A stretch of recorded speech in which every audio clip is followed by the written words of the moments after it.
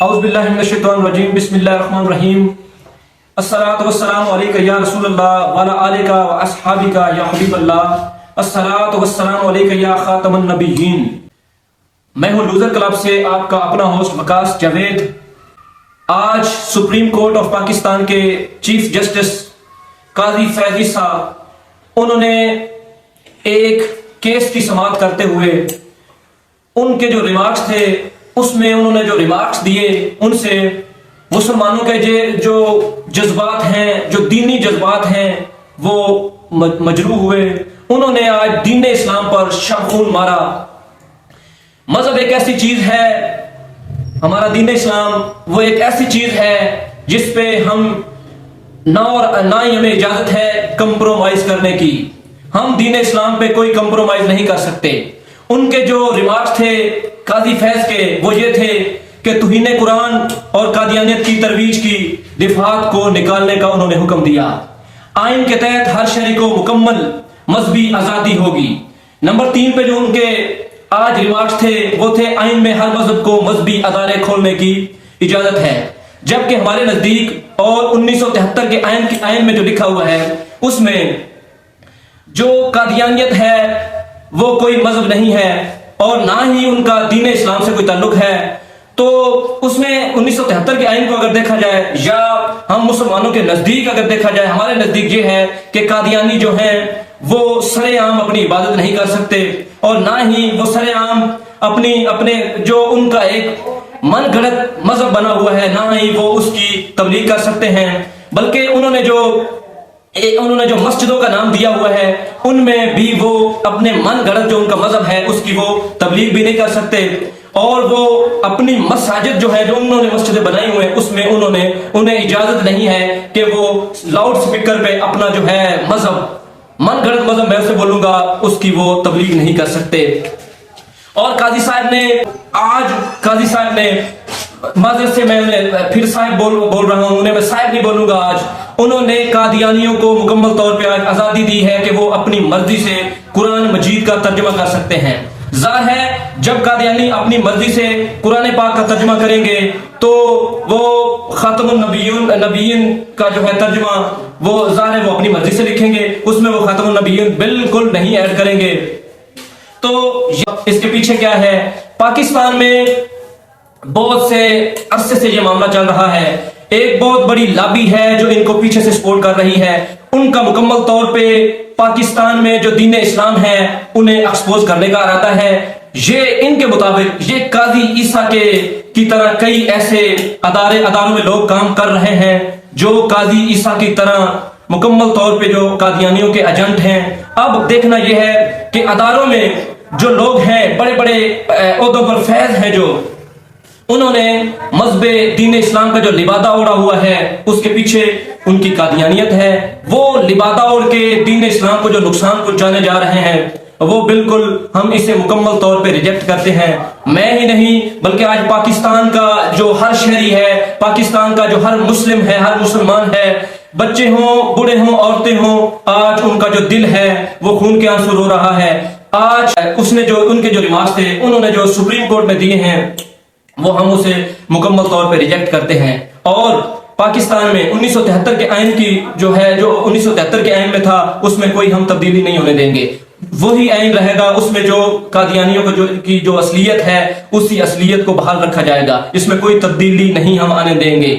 تو اب دیکھنا یہ ہے کہ اس کے پیچھے کیا ہے، اور دوسری صورت میں وہ جو قرآن مجید ہے جو ترجمہ وہ چھاپیں گے اپنے حساب سے، وہ ترجمہ پورے پاکستان کے ساتھ ساتھ پوری دنیا میں پھیلے گا قادیانیوں کا، تو اس سے ہماری جو آنے والی نسلیں ہیں، ہمارے جو بچے ہیں، ان پہ کیا امپیکٹ پڑے گا، انہیں کیا ہم پیغام دینے جا رہے ہیں۔ تو ہمیں اپنی نسلوں کو، اپنے آنے والے بچوں کو سیو کرنے کے لیے، دین اسلام میں رکھنے کے لیے ہمیں آج کے معاملے کی پرزور مزاحمت کرنی ہے، بلکہ میرے سمیت پورے پاکستانیوں کی آج اپیل ہے کہ جو فیض عیسیٰ ہیں انہیں مکمل طور پہ حق نہیں ہے کہ وہ سپریم کورٹ آف پاکستان کے چیف جسٹس ہیں۔ ہم ان سے کہتے ہیں کہ وہ فی الفور پاکستان کا جو سپریم کورٹ ہے اس سے مکمل طور پہ آج انہیں کہتے ہیں کہ وہ مستعفی ہو جائیں۔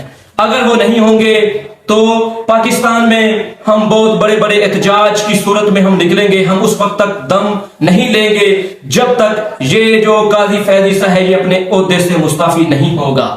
میرے حساب سے انہوں نے آج جو ریمارکس دیے ہیں وہ مسلمان کروانے کے قابل نہیں ہیں. وہ قادیانی ہیں اور وہ قادیانیوں کے ایجنڈے پہ کام کر رہے ہیں.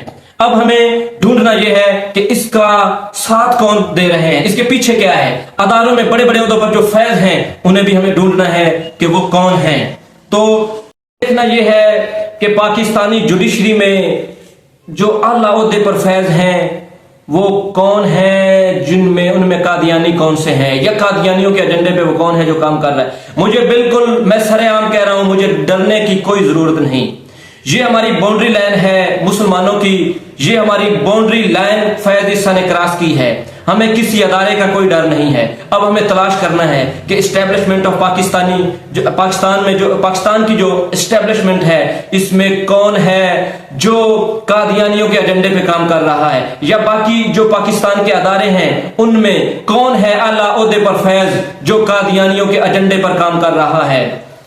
یہ جوڈیشری ہو, افواج پاکستان ہو, یا ایجوکیشن کی ڈپارٹمنٹ ہے, یا اس کے علاوہ فوڈ منسٹری ہے, یا جو بھی ہے پاکستان کے جتنے ادارے ہیں, یہ میں پورے پاکستان کی جو ینگ جنریشن ہے, یوتھ ہے, نہیں بلکہ بوڑھے, عورتیں, یا جو بھی ایجوکیشن پرسن ہیں ان سے میں اپیل کرتا ہوں کہ وہ جہاں کہیں بھی ہیں وہ ریسرچ کریں. ان کی ریسرچ کے مطابق ادارے میں کون سا بندہ ہے جو ان کے ایجنڈے پہ کام کر رہا ہے. یہ ہم سب کا فرض بنتا ہے. اور قادیانیوں کے ترجمہ قرآن کے حوالے سے سپریم کورٹ کے فیصلے پر اسلامی نظریاتی کونسل کا جو اجلاس ہے یہ 5 مارچ کو طلب کر لیا گیا ہے.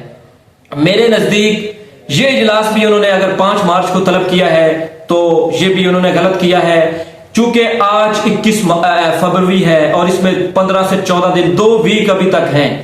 میرے خیال کے مطابق انہیں 2 ویک کا جو انہوں نے ٹائم دیا ہے یہ بھی پری پلان ہے. انہیں بالکل اتنا لمبا ٹائم نہیں دینا چاہیے. جس طرح ہمارے لیے کھانا کھانا ضروری ہے, پانی پینا ہماری زندگی میں ضروری ہے, یا اس سے بڑھ کر سب سے ضروری جو ہے ہمارا سانس لینا ہے, یہ ان چیزوں سے بھی زیادہ ضروری کام ہے. پاکستانیوں یہ جو اسلامی نظریاتی کونسل کا یہ بالکل انہیں کل ہی بلانا چاہیے, اتنا ٹائم نہیں دینا چاہیے, بلکہ آج بالکل آج اسی وقت اسی فیصلے کے بعد انہیں چاہیے تھا کہ یہ اجلاس فوراً طلب کیا جائے تاکہ یہ جو قادیانیت کے نظریے پہ جو لوگ کام کر رہے ہیں انہیں سر عام لایا جائے. انہیں پاکستان میں رہنے کی کوئی اجازت نہیں ہے. وہ پاکستان میں رہنے کے, پاکستان کے میرے خیال کے مطابق وہ شہری بھی نہیں ہیں, اور انہیں سر عام بالکل اس میں 1% بھی رعایت نہیں ہے, انہیں سر عام پھانسی دے دینی چاہیے.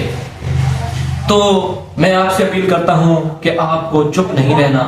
آپ کو اگر یہ طریقے لبیک کا کام نہیں ہے, یہ اسلامی جماعتوں کا کام نہیں ہے, یہ جماعت اسلامی کا کام نہیں ہے, یہ وحدت المسلمین کا کام نہیں ہے, یہ سنی اطاعت کونسل کا کام نہیں ہے, یہ ہر اس مسلمان کا کام ہے, ہر اس مسلمان کا فریضہ ہے. اور تمام فریضوں میں سے اولین فریضہ ہے کہ ہمارے دین اسلام پہ جو شب خون اس قادیانی نے مارا, یہ ہمیں بالکل, ہم اسے ریجیکٹ کرتے ہیں, اور ان کے جو تمام برے عزائم, گندے عزائم ہیں, ہم اسے سر عام شکست سے دوچار کریں گے.